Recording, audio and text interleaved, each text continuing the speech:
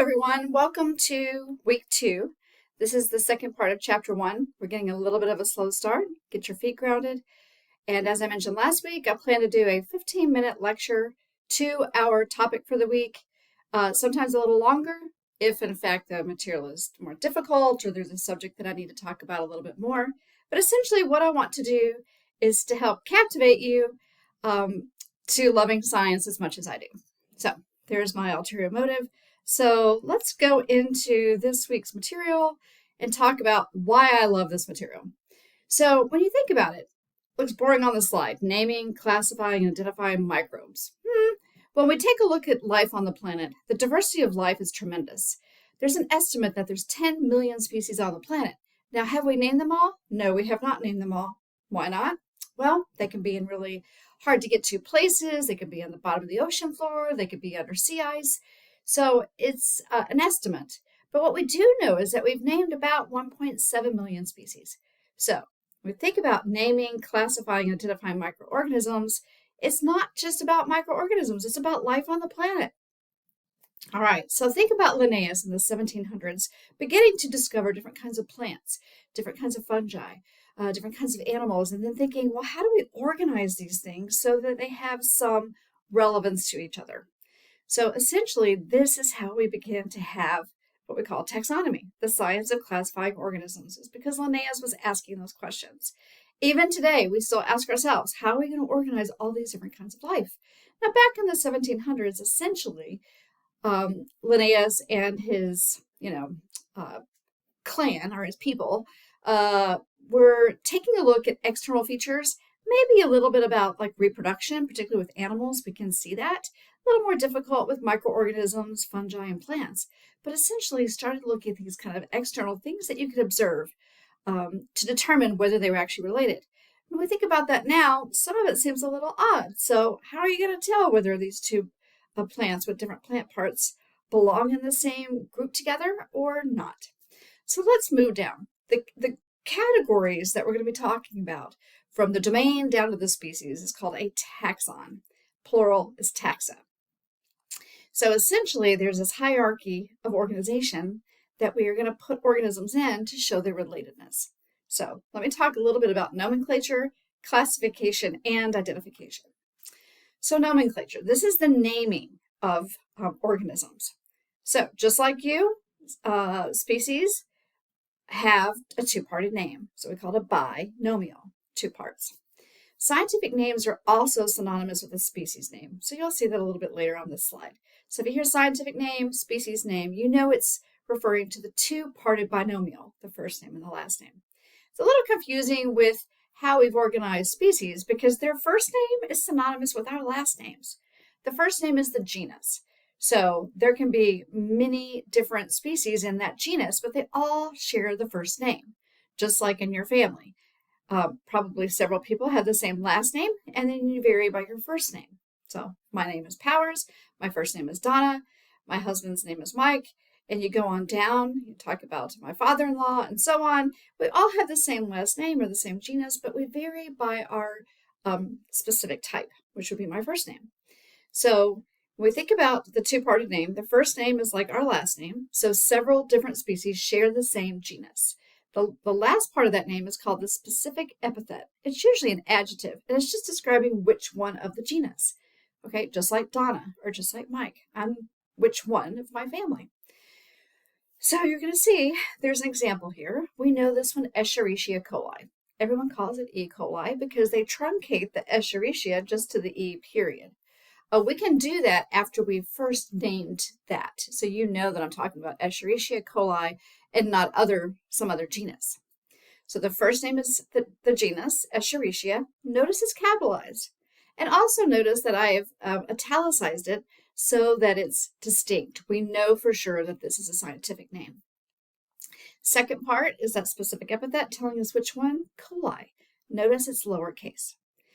When we write this out, which some of you may be in my on-campus lab, and you might write the species name, and what you're going to do is you're going to need to write it out in script and underline it, capitalize the genus, lowercase the specific epithet, and then that's good. Some of you might write it in cursive, also underlining the first name and last name, and remember to capitalize that first letter of the genus. So moving on. So way back in the 1700s, Linnaeus and his people were trying to figure out how to organize life. And this went on and on and on and on and on. So as we got into the mid 20th century and latter 20th century, we began to tweak this a bit. Now I'm going to tell you something really important happened in the 1980s. And that was the discovery of essentially the ability to replicate DNA, isolate that DNA, and then sequence it. So now we can actually look at the genetic code, either of DNA, RNA, proteins, genes, so on, to determine whether species are actually related based on the way they look, who they reproduce with, or what's even better is how they're related. So going back in evolutionary history. So organizing life into these categories based on the genetic information is called phylogeny. I'm going to tell you, I was in grad school during this time, and the things that I studied, these unicellular slime molds, turns out that most of them aren't even really related. Whoa, I thought I was studying protostelids, only turns out a subgroup of them were actually really related, and the other ones were kind of dabbled in different other taxonomic groups. Last thing here, names are often descriptive. So if you're going to name something in life, you probably want the name to relate something to its characteristics. So we see a couple of examples here. When you see staphule, it means bunches of grapes, so like clusters of grapes. So Staphylococcus has this appearance. Lacto means milk. Bacillus means that they are rod-shaped. So these are rod-shaped bacteria that grow in milk and milk products. So this is helpful, right? It's helpful to name something based on its features. So it certainly helps those of us that study these things remember their names. All right, so let's take a look at classification. This is where we organize these species into their appropriate categories, and it goes from a broad, all-inclusive, general category down to the most specific one. The most specific one is the species. So let's take a look at these big, overarching categories. So these taxa are what we call the domain, okay? These broad-reaching domains. So this tells us about the origin of life. And this is based on what we call small subunit RNA. So if we take these three broad categories, we can see one thing right off. We see one of these, let's see if my little thingy, one of these is the eukarya. This looks like the word eukaryote. And in fact, this is the group of all eukaryotes belong in this domain. Now we have two other domains here, bacteria and the archaebacteria, or just the archae. And these are our two prokaryotic domains. So two domains for the prokaryotic organisms and one domain for the eukaryotic organisms.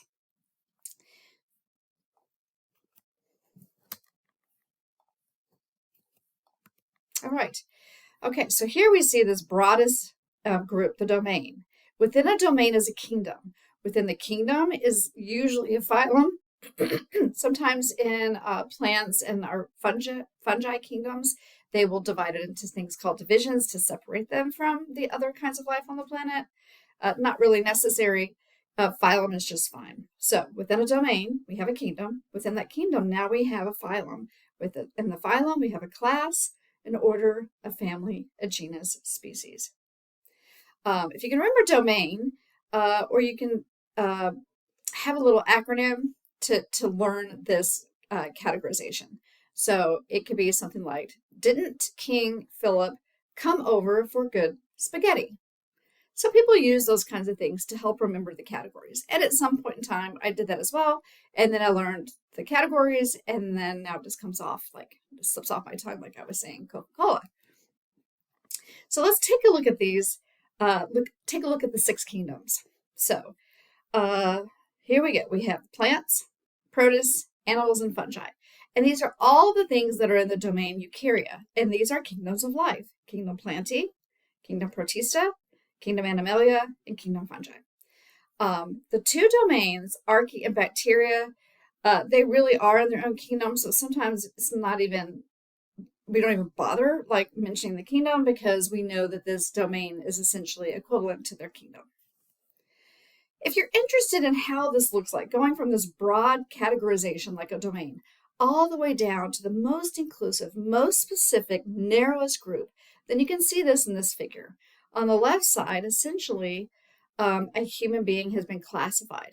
Kingdom Animalia, phylum Chordata, class Mammalia, order Primates, family Hominidae, and then last we have the genus, the Homo, and then species Sapiens. And you see the same thing on the right-hand side. So broadest to narrowest categories. All right, I want to talk a little bit about the human microbiome. So as I mentioned earlier, the fact that in the 1980s, and really it came to be like out on the forefront of the media and scientific literature, the fact that we could isolate DNA, we could grow it through polymerase chain reaction, which is called amplification, and now we can manipulate it and study it, right? So after that was like really kind of, coming to fruition, now we can focus on the genomes of other things. So here came to be the Human Microbiome Project, essentially trying to figure out what kinds of microorganisms, particularly thinking about bacteria that were growing on the human body. So getting as specific as we could to characterizing the community of microorganisms in different places on our body. And they did that by using the presence of genes.